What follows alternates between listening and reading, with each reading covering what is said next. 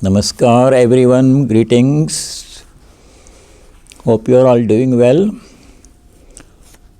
Let us continue our Bhagavad Gita study, chapter 7. Start with the Shanti Mantra, peace chant. This is on page 134 of this book, Universal Prayers. Top of page 134, the first one. The English is on 135. This stanza, shloka, is from the Devi Mahatmyam. Devi Mahatmyam is also popularly known as Chandi. It is also known as Durga Saptashati, 3 names. This Devi Mahatmyam, as its name indicates, describes the glory of the Divine Mother, Devi. Mahatmyam is the glory. This is a part of the Markandeya Purana. As you know, there are 18 major Puranas, mythological scriptures. One of them is Markandeya Purana. Markandeya is the name of the sage, Rishi. And this Devi Mahatmyam is a part of that. It has 13 chapters. And this one shloka which I am going to chant is from chapter 4. Om Ya Shri Swayam Sukritinam Bhavaneshwalakshmi Papatmanam Kratadhyam Hridageshu Buddhihi Shraddha Satam Kulajana Prabhavasya Tam Tvam Natasma Paripalaya Devi Vishwam Om Shanti Shanti Shanti. O Divine Mother, Thou art good fortune itself in the dwellings of the virtuous and ill fortune in the dwellings of the sinful. Thou art intelligence in the intelligent, faith in the heart of the devotee, and modesty in the high-born. We bow to Thee. Do Thou, O Mother, protect this universe. Om peace. May there be peace and joy in our hearts. May there be peace and harmony amongst all beings. And may there be peace everywhere in nature. We just began our study of chapter 7. This chapter is called Jnana Vijnana Yoga, Knowledge and Realization. Before we proceed further, I want to go back and review 3 important verses which we did last time. Verses 4, 5 and 6. We want to study this in a little bit more depth than before. These 3 verses describe the 2 aspects of Prakriti.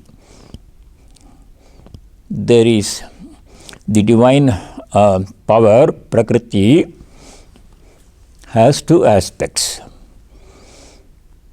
One is called Apara Prakriti, lower Prakriti, or external physical nature, which we can all see and through our sense organs feel.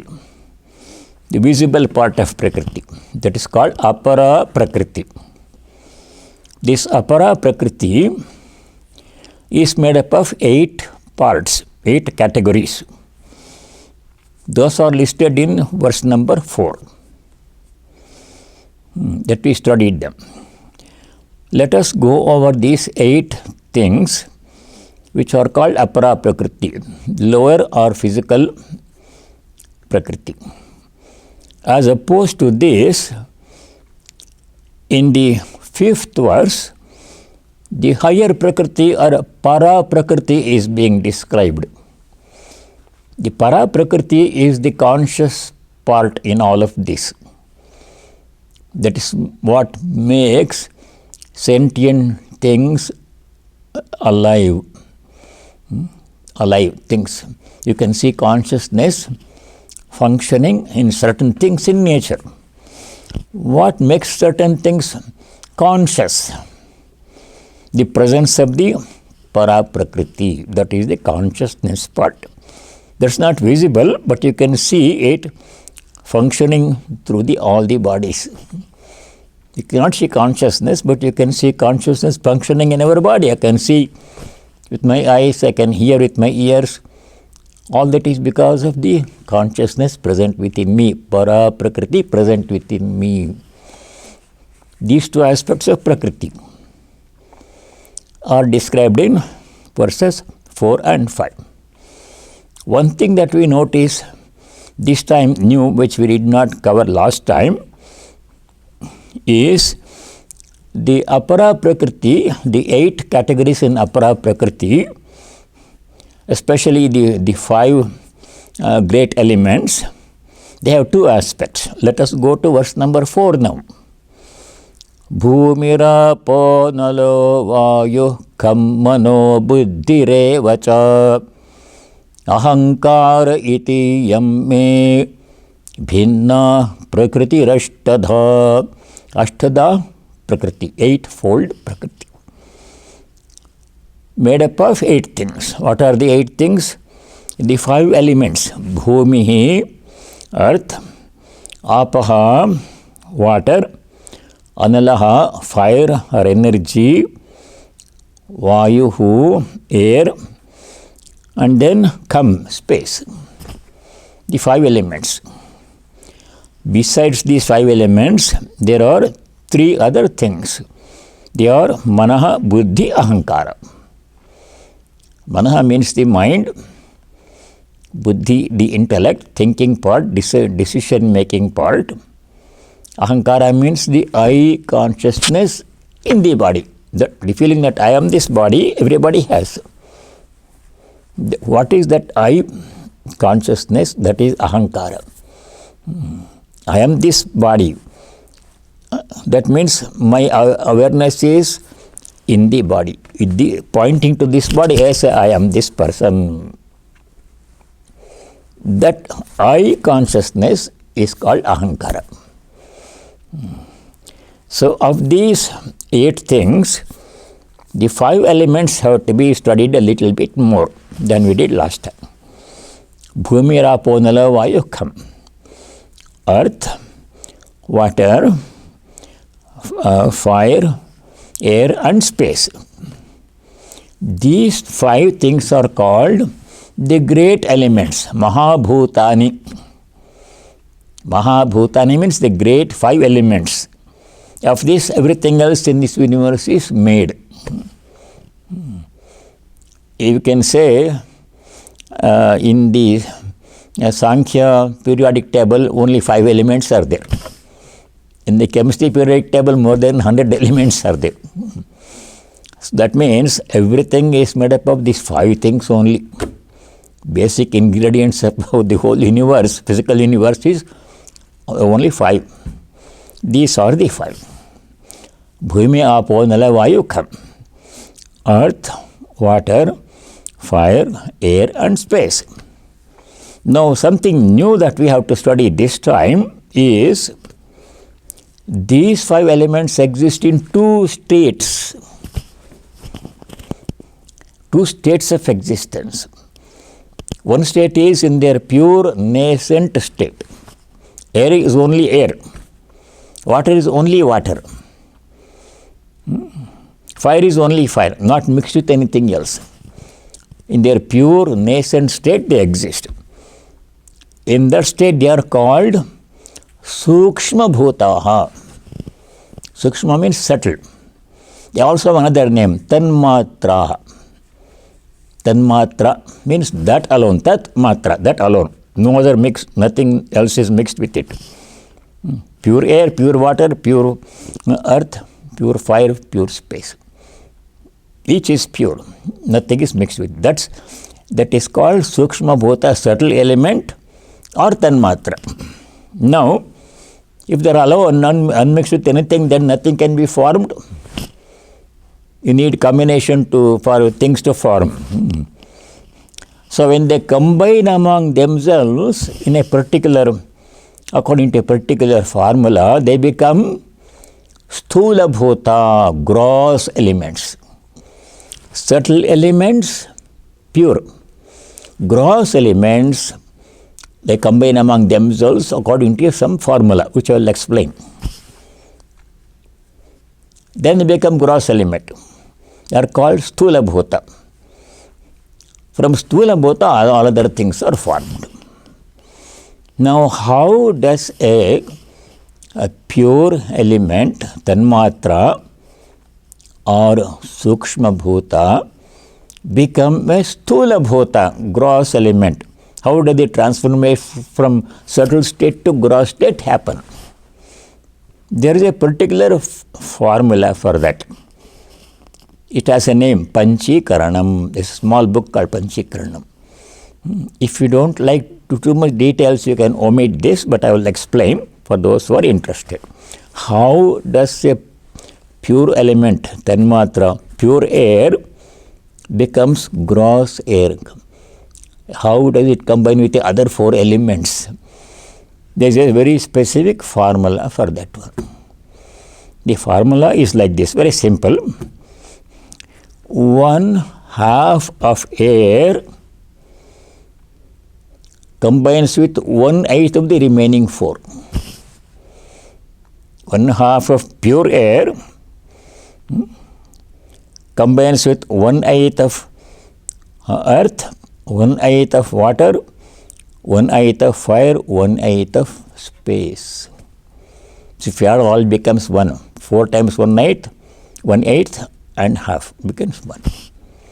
Similarly, pure space, half of that combined with 1/8 of the remaining 4. That becomes gross space. Subtle space becomes gross space. Sukshma Bhuta becomes Sthula Bhuta. Like this, other elements. This formula is called Panchikaranam. It's not necessary to remember this. It is there. It is how nature works, but we don't have to be always aware of it or remember it. We just know that 5 elements are there. They exist in pure state. Then they are called Tanmatra, that alone. Then they come in among themselves. Then become gross elements, Sthula Bhuta. From the gross elements, all other things are formed. So that is one additional detail which is in the commentary. It's not in the shloka of commentary of verse number 4. It is there. If it is too much detail, then don't worry about it. Now we go to verse number 5. Verse number 5 begins with describing the elements of the verse number 4. Let us do verse number 5. Apareyamitastvanyam prakritim vidhi me param Jiva bhutam mahabaho yayedam dharyate jagat. So there is one complete sentence, first 2 words in sloka number 5. Apara iyam. Stop there. Apara iyam. Iyam means this. Pronoun, feminine pronoun. Apara means the lower prakriti, described in the previous verse. Apara iyam, that one sentence there. This is apara. Apara iyam, this is apara. Which is apara? Described in the previous verse. 8 things. So he refers to the previous verse where 8 parts of the apara prakriti were described. This is all apara, apara iyam. Stop there. Now, other than this, itastvanyam, itaha anyam, other than this or different from this, itastvanyam, Me param prakritim vidhi. Know my para prakriti. Me means mine. No, vidhi means know my para prakriti. The 8 things described in sloka number 4 is apara prakriti, that is over. Other than this, itaha anyam, different from this, other than this, apara prakriti, I have a para prakriti also. Me param prakriti vidhi, superior prakriti, consciousness. What does it do? The para prakriti, second line, jiva bhutam. That is the source of jiva, life in all the beings. Jiva bhutam, the source of life in all the beings. Otherwise, the only matter is there. The first apara prakriti is only matter. But when it becomes alive, what makes it alive? Presence of para prakriti. That is jiva bhuta, gives life to things. All things in nature. Sun, there is para prakriti. It's only para prakriti, God's power, that makes the sun shine and sustain life on this planet. Same thing about moon. That will come later in this chapter. What makes all these things function? What makes the nature function? There is some power in nature that makes everything function. Trees grow, water flows, sun shines, moon shines, fire burns. What makes all these things happen? Para prakriti, the presence of the divine power, jiva bhutam, source of life, jiva bhutam. Mahabaho Arjuna, yaya idam jagat dharyate, by which, yaya means by which, by para prakriti, this universe is sustained, idam jagat dharyate. See, 2 aspects of prakriti. It must be clear now. 8 parts, apara prakriti, material part, visible part. They are not enough. The para prakriti, the consciousness part which is present in all of them, that makes all these things function. Both these 2 aspects of prakriti are God's power. He is the owner of these 2 prakritis, me prakriti, my prakriti. So 2 aspects of prakriti, para prakriti, apara prakriti. Now distinction must be clear now. Now, this is additional information, optional information. If you don't like, you can disregard it. In the later 13th chapter, some of you studied that before, these 2 aspects of prakriti are called kshetra, kshetrajna.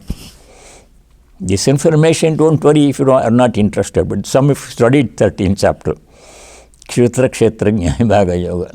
So, apara prakriti is called kshetra, means the body, mind, complex, physical part. Kshetrajna is the para prakriti. What makes it alive and function? The power, God's power. Kshetra, kshetrajna will come in 13th chapter.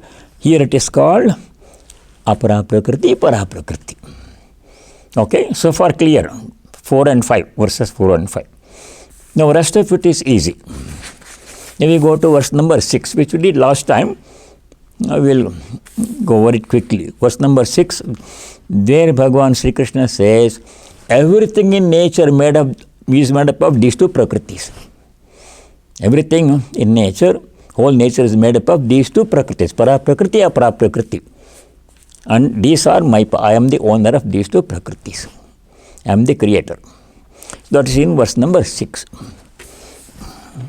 Etadyonini bhutani sarvanityapadharaya aham kritsnasya jagatah prabhava pralayastatha.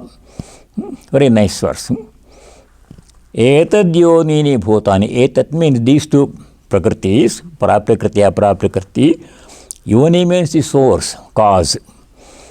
Bhutani, sarvani bhutani, all beings in nature have these 2 as their source. Everything is made up of these 2, para prakriti, apara prakriti, in nature.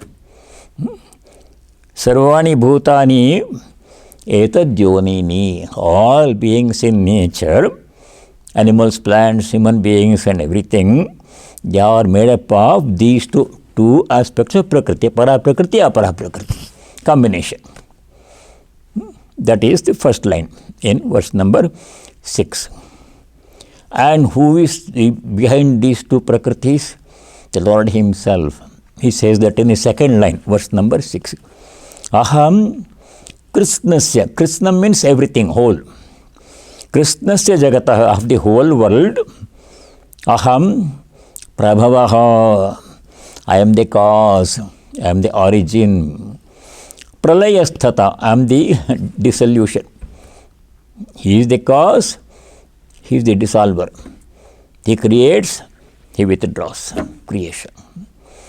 So it says here, Krishnasya Jagatah, of the whole universe, Aham Prabhavaha. I am the source, I am the cause, I am the origin.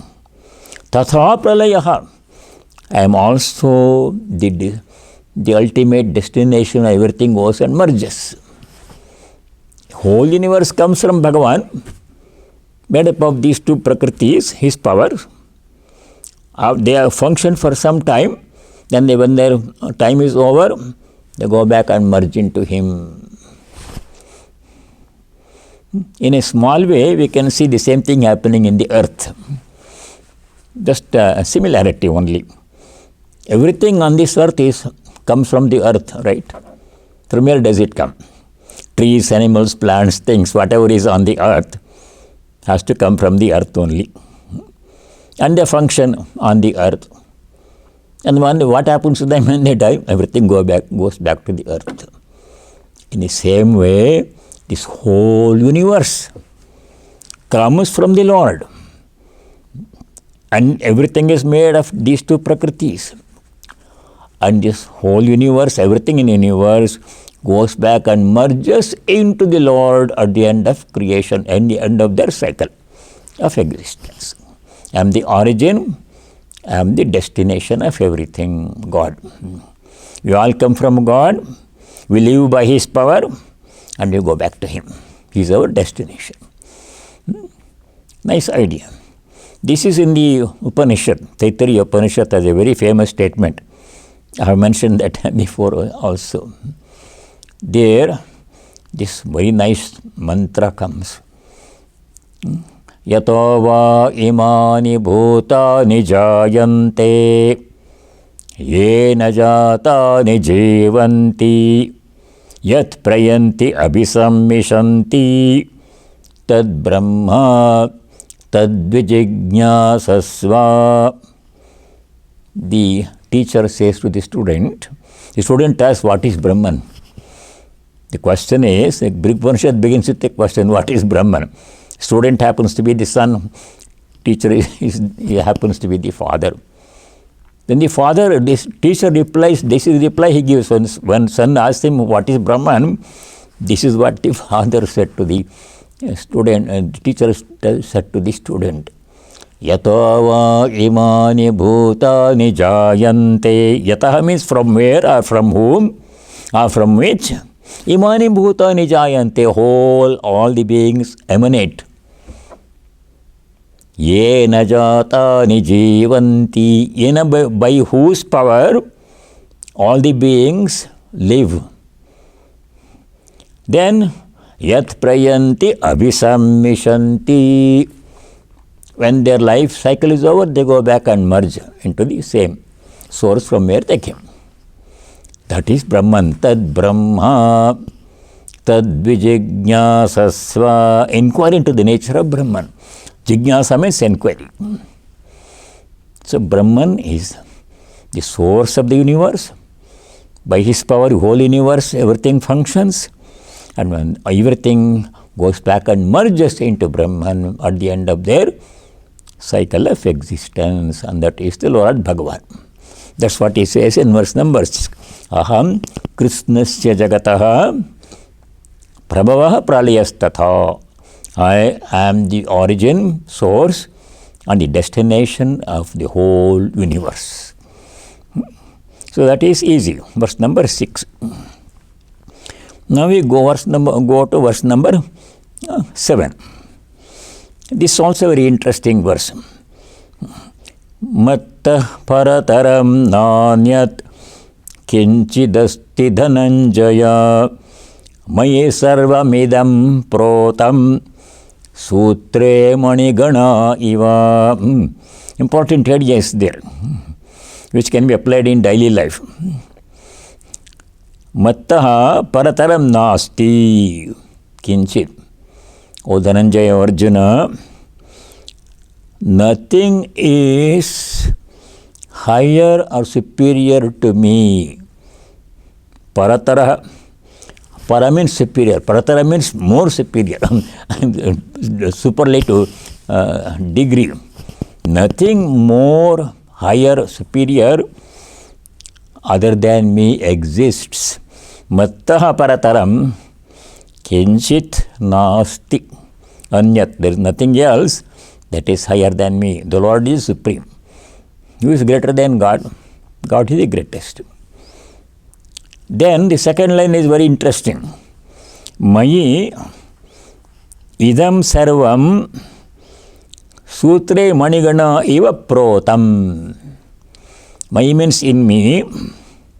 Idam sarvam, this whole universe, all the beings in the universe, are protam, strung together as manigana sutra eva. As the beads are strung together in a thread. Imagine a necklace. The Lord is standing there. Bhagavan, Vishnu, Narayana, or in whichever way you want to visualize God. Vishnu is standing there and he is wearing a necklace, a huge necklace. The necklace is made up of many different beads. Mani. Mani means a bead. Manigana means a lot of beads, collection of beads. And how are the beads held together? Sutre.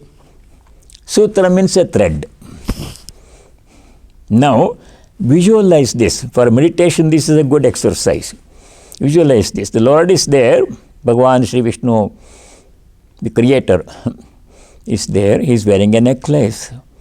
And the necklace has a large number of beads. And all these beads are strung together in a thread. And which are the beads? Each of the beings in the universe is a bead.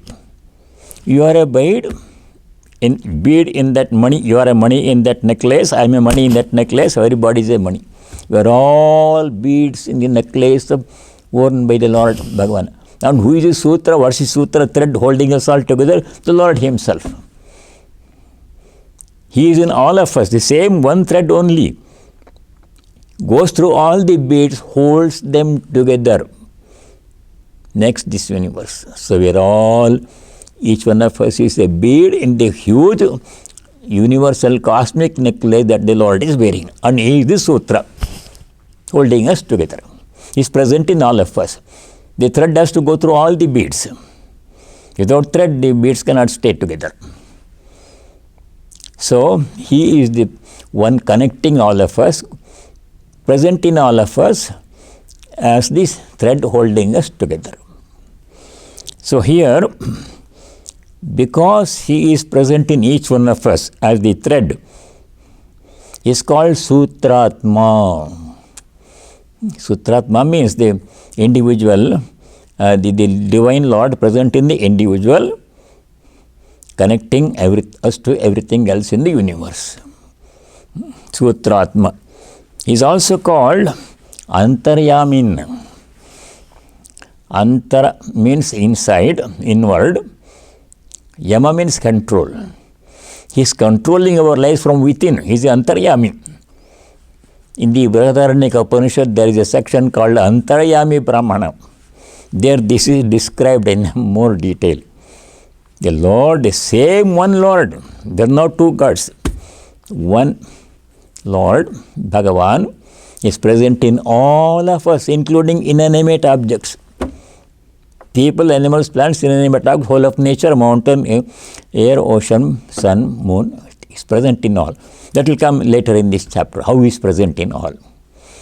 How we can see God's presence in everything is explained nicely in the remaining part of the chapter. So He is the Sutratma, He is the Sutra, He is the thread holding us all together. The same thread goes through every bead in a garland, necklace.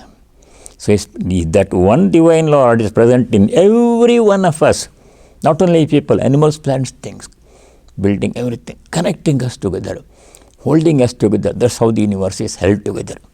Sutratma. Very nice idea.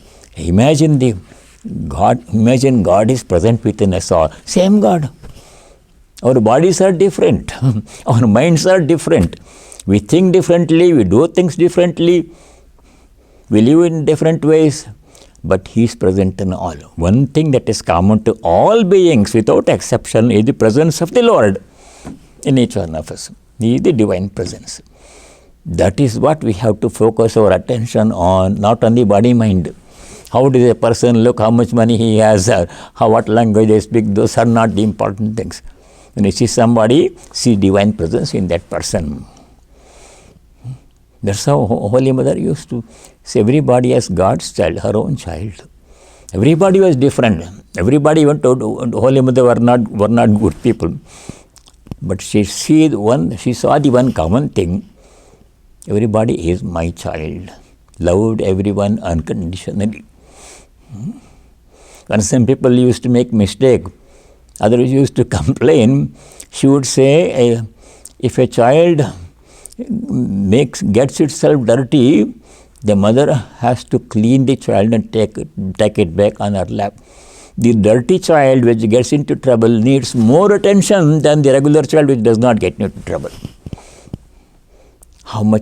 That's how much compassion she had for people. She used to say, I am the mother of the wicked as I am the mother of the virtuous. Whenever you are in distress, say to yourself, I have a mother. That's her famous saying. So now, from the 8th shloka onwards, we will see how to recognize God's presence in everything.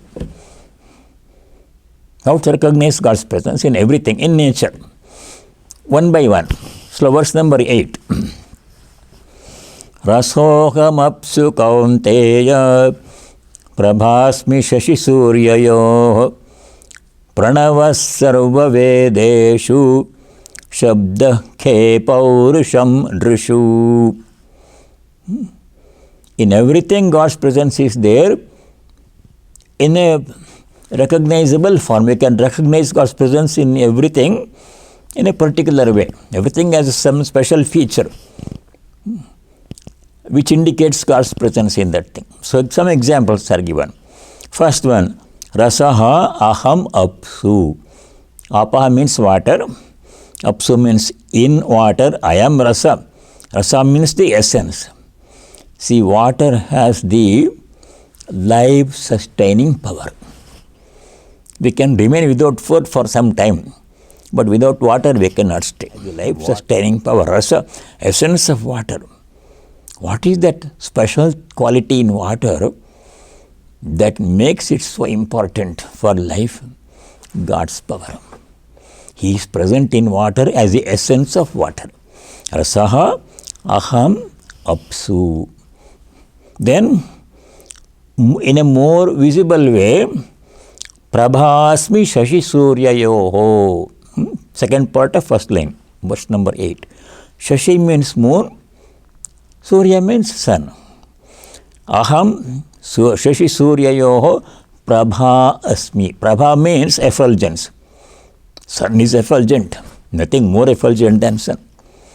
Moon is effulgent in a cool, soothing way, reflecting sun's light. What is it that makes the sun so effulgent? Source of all energy. What is it that makes the moon produce cool, soothing moonlight? Presence of God. In moon and in sun, I am the effulgence. Directly you can see the presence of God functioning in sun and the moon. This comes again in the 15th chapter.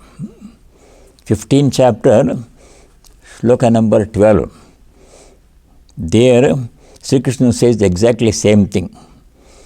Yadadithyagatam tejo jagadbhasayate khilam yachandramasi yacchagnau tattejo vidhi mamakam. Chapter 15, verse number 12. There he makes it clearer, Bhagavan. He says, Yat adityagatam tejaha. Teja means effulgence, power. That is present in the Aditya. Aditya means sun. The power that is in the sun, the effulgence that is in the sun, adityagatam tejaha, akhilam jagat bhasayate, which illumines the whole world. That power, that effulgence in the sun, yat chandramasi, that same power which makes the moon shine and produce cool, soothing moonlight, yacha agnau, that same power in the Agni fire which makes it burn, produce heat and warmth. Tat tejaha, that effulgence, mamakam vidhi, know that effulgence to be mine. So what makes the sun produce so much energy to sustain life? What makes the moon to produce soothing, cool moonlight? What makes this fire able to burn everything and produce warmth necessary for life? What is that? Mamakam tejaha vidhi. That is my power. That is my effulgence. It says in the 15th chapter, verse number 12. Same thing in the verse number 8 here. Second part of first line. Prabhasmi shashi surya yoho. In moon and sun and moon and sun, I am the effulgence. Next line, second line, verse number 8. Pranava sarva vedeshu. In all the Vedas, one thing that is most important, essence for all the Vedas is Pranava means the Om, Omkara. Om is the essence of all the Vedas. Om represents all aspects of the divine, with form, without form, with quality, without quality. Everything Om represents. One syllable, one sound, Om. Essence of the Vedas. Pranava means Om. Sarva Vedeshu, in all the Vedas. That is the presence of God. Shabda Pranava Sarva Vedeshu Shabda Khe. Kham means Akasha. Khe means in the sky, in space. Shabdaha, sound. Sound travels in space. So the speciality of sound is the speciality of space is to convey sound. That is God's power that makes sound travel in space. Shabda Khe, sound inherent in space. Drushu Paurusham, Paurusham Drushu. Paurusham means the viryam, that means the prowess, power in human beings. Drushu, it says here, Drushu tasmin mayi purushaha protaha tatha paurusham purushasya bhavaha paurusham. Especially in human beings there is power. Human beings can accomplish much more than any other being, animals and plants. What is that special power in human beings? Paurusham means power. Is God's power. He says here, and the manhood in men. That this in men we see the manhood, the power. That's what Sri Krishna in the second chapter reminded Arjuna. Why have you become so weak? You are a man, you are a great warrior, get up, stand up and fight. So that Paurusha, ability, power to accomplish things in people, not only men, women also. Women have much more power. In women is Shakti herself, Divine Mother herself has taken the form of all the women according to our Chandi, Devi Mahatmya. There is one verse which I like to specifically mention in this context. When the question of women, men comes, please refer to verse number 6 in chapter 11 of Devi Mahatmyam, Chandi, if there is any doubt. There the Lord himself says, Vidya, verse number 6, chapter 11, Chandi, Devi Mahatmyam. Vidya samastas tavidevi bhedah striyas samasta sakala jagatsu tvayekaya puritamamba etat kate stutistavya paroktihi. Says, striyas samasta sakala jagatsu. In the holy universe, world, samasta striya, all women are thy forms, manifestations. O Divine Mother, all women in the world are thy manifestations. She is herself in the takes the form of all the women. So men or women, there is power in human beings. Far more power than in other beings in nature. That is the divine presence. So, Paurisham Drishu. You will do one more verse. These are easy. How to recognize God's presence in everything. Some special feature is there in everything. Verse number 9. Punyo gandha prithivyam cha tejaschasmi vibhavasau jivanam sarva bhuteshu tapaschasmi tapasvishu. Prithivyam punya gandha.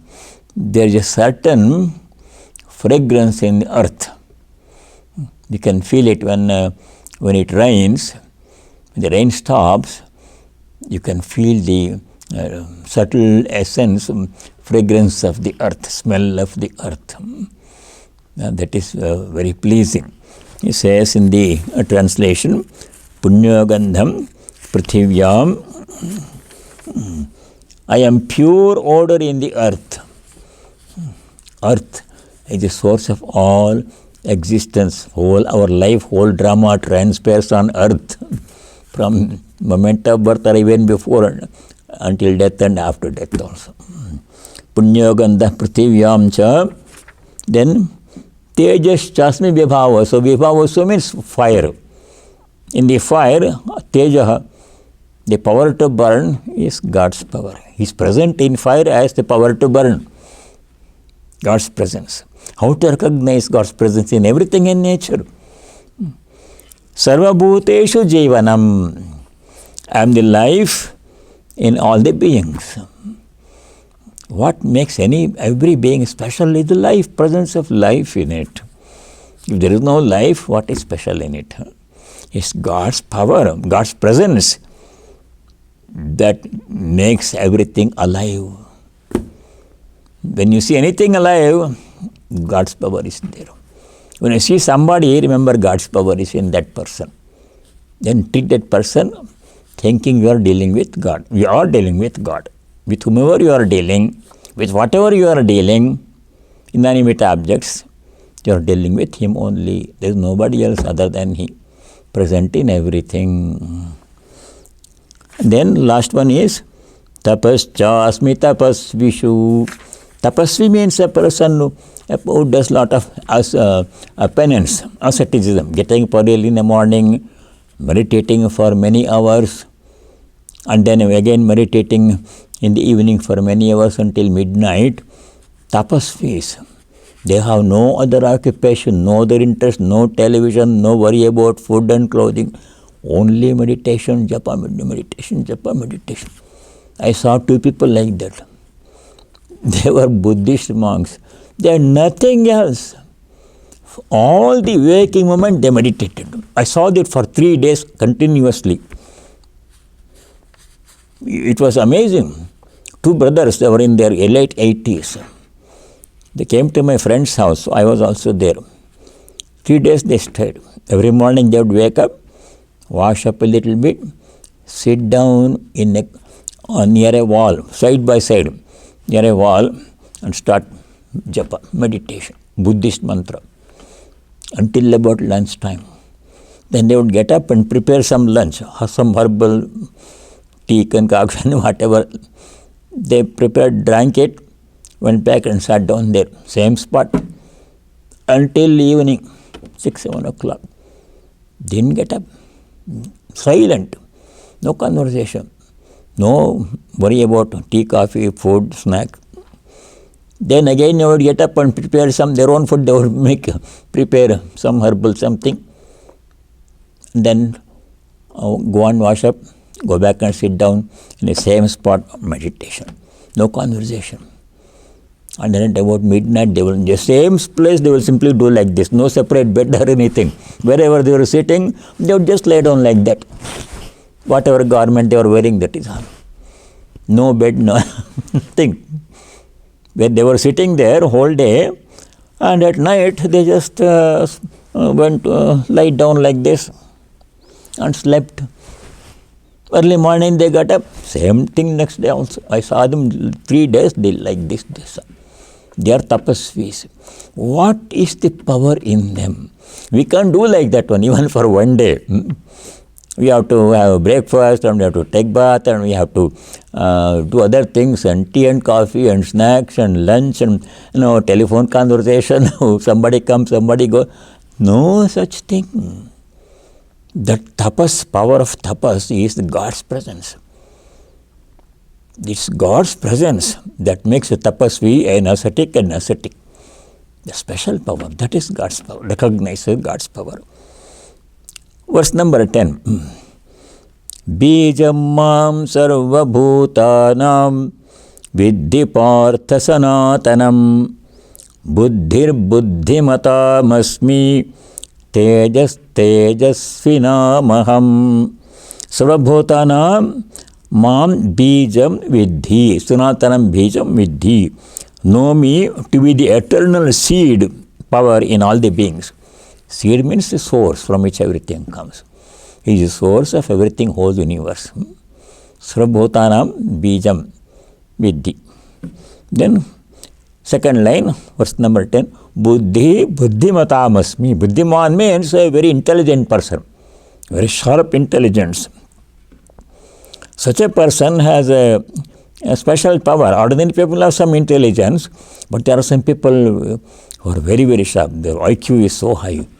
They can figure out everything very quickly. Buddhiman. That special power in that Buddhiman is God's presence. Buddhi buddhimatamasmi. I am the intellect in the highly intellectual people. Tejas tejasvinamaham. Tejasvi means a person with special splendor. Some people have very ordinary drab appearance. So many people are there, nothing special. You see them, there are 1,000 people like that walking in the street. Just a regular person. But some people stand out in a crowd.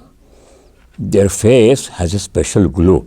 They recognize this person is something different. That special glow indicates special power in that person. Tejasvi. Tejasvi is a special glow, special power. That is God's presence. Tejasvinam, tejas asmi. Tejas, tejasvinam asmi. Aham. Then, verse number 11. These are very easy verses. Balam balavata masmi kamaraga vivarjitam dharma viruddho bhuteshu kamosmi bharatarshabha. Very important verse. I have mentioned it several times. Balam balavatamasmi. Balavan means a very strong person, having a lot of strength. Bala means strength. I am the strength in the strong people. What makes some people very strong? God's presence in them. Balam balavatamasmi. I am the strength in the strong people. And that strength must be not brute strength. Then it is destructive. The strength must be kamaraga vivarjitam. Free from kama and raga. If strength is combined with kama and raga, it is destructive. That person destroys himself and other people. If a person has a lot of strength, combined with a lot of kama and raga, desire and attachment, you can see that in people holding very high positions, like president, they have a lot of strength, a lot of power, most powerful people. But if they don't have the qualities of compassion, if they are guided by kama, desire for greed for power and possess property, then it is destructive. Lot of people will get into trouble and they get into trouble.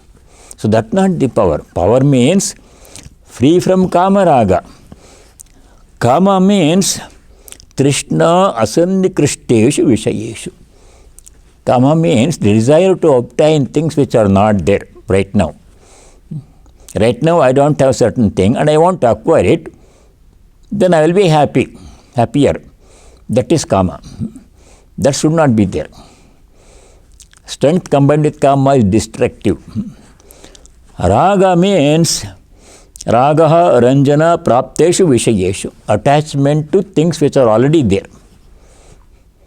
Kama means desire for things which are not there to be acquired.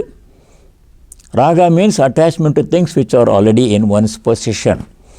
Both are bad. Power without these two defects, kama raga, that is true power. That is God's power. Kama raga vivarjitam balam balavatam Second line of verse number 11. Dharma viruddho bhuteshu kamosmi bharatarshava. And that kama must be not opposed to dharma. Dharma aviruddha. Virodha means opposed, opposition. Aviruddha means not opposed to dharma, dharmic desire. Adharmic desires are not good.